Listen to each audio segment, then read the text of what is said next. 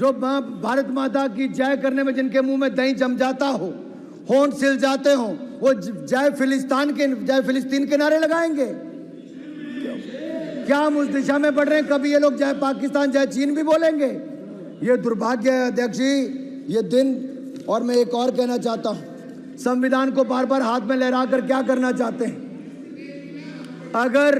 अगर नेता प्रतिपक्ष अपने आप को संविधान के रक्षक कहते हैं तो मैं चुनौती देता हूं कि वो सदन में आए और आश्वासन दें कि इमरजेंसी जैसी गलती कांग्रेस वापस कभी नहीं करेगी। आपको देश को कहना पड़ेगा।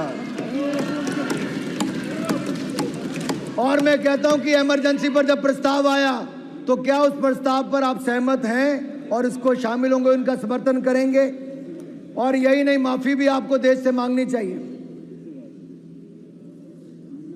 सभापति जी, संविधान is being tossed around like the world secularism was, devaluating and demeaning it, that too by a party who has forever been acting against the ethos of both the words। इन्होंने पहले कभी धर्मनिरपेक्ष शब्द का और कभी संविधान का दुरुपयोग ही किया है, और भी अपने लिए किया है। सच्चाई ये है कि जिन्होंने देश को संविधान दिया वो बाबा साहब अंबेडकर को अपमानित, प्रताड़ित, पीड़ित और पॉलिटिक्स से बाहर करने का काम किया तो आप लोगों ने ही किया था। अरे गौरव जी, दर्द होगा आपको, गौरव जी, दर्द होगा कांग्रेस को, क्योंकि आप लोगों ने ही बाबा साहब अंबेडकर के खिलाफ जो रचा वो देश जानता है, इतिहास गवाह है। दूसरी ओर प्रधानमंत्री नरेंद्र मोदी जी ने जब शपथ ली तो उसके बाद संविधान के आगे माथा टेका, तब भी और इस बार भी संविधान को नमन किया और संविधान के अनुसार देश चलाने की बात की।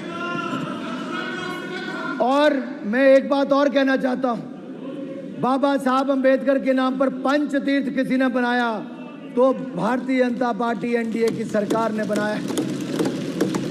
बाबा साहब अंबेडकर की जन्मस्थली, शिक्षा स्थली, चैत्य भूमि और शिक्षा भूमि, महापरिनिर्वाण भूमि, पांचों स्थानों पर नागपुर, मऊ, मुंबई, दिल्ली और लंदन में जमीनें लेकर वहां पर म्यूजियम, स्मारक और वहां पर उसको मान सम्मान देने का काम किया। पंच तीर्थ बनाया तो नरेंद्र मोदी की सरकार ने बनाया। मैं आप सबसे एक और पूछना चाहता हूं, कितने पन्ने होते हैं कॉन्स्टिट्यूशन में? कितने? ऐसा मोटा करके मत बताओ, पेज कितने होते हैं? हाँ, रोज लेके घूमते थे, कभी खोल के पढ़ो तो सही। अरे पढ़ते हो नहीं, लहराते फिरते हो। निकालो जेब से देखो, अरे निकालो जेब से देखो, नकल ही मार लो। बताओ कितने पन्ने होते हैं? अरे बड़ा संविधान करते थे। पहले संविधान बनाने वाले को, उनको मानित प्रताड़ित करते हैं, अब संविधान दिखाते, पढ़ते नहीं है। संविधान को कुचला किसी ने।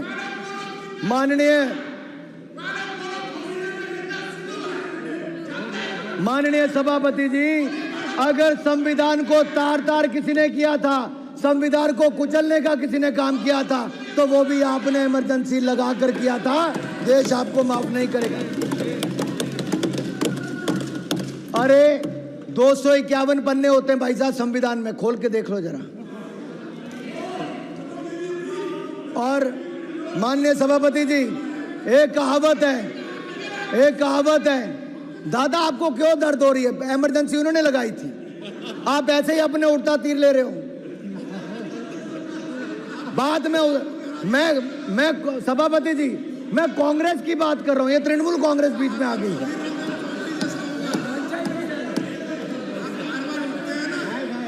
अब सच्चाई तो ये है माननीय सभापति जी, सच्चाई ये है कि जो कभी कांग्रेस के नेता सदन थे, सच्चे तृणमूल वाले इनके लिए बोलते कांग्रेस के लिए। आज कांग्रेस तो अपने नेता सदन अधीर रंजन चौधरी के लिए खड़ी नहीं हुई, एक सभा करने भी इनके नेता नहीं गए, और ममता जी के आगे उनको बेचारे को कांग्रेस अपने नेता के साथ खड़ी नहीं हो पाई। ऐसी कौन सी मजबूरी थी कि कांग्रेस को बंगाल में घुटने टेकने जरूरी था? और तमिलनाडु में मारन जी को दर्द हो रहा है। मैं कांग्रेस के बारे में इतना ही कहूंगा, ये तो संविधान की बात आपके मुंह से वो लगती है कि 100 चूहे खाकर बिल्ली हज को चली। और कांग्रेसीकरण करने की बात करूं, जैसा ये हर योजना का करते हैं, अगर इसको मैं कांग्रेसीकरण करके कहूं कि 100 संशोधन करके कांग्रेस संविधान बचाने को चली।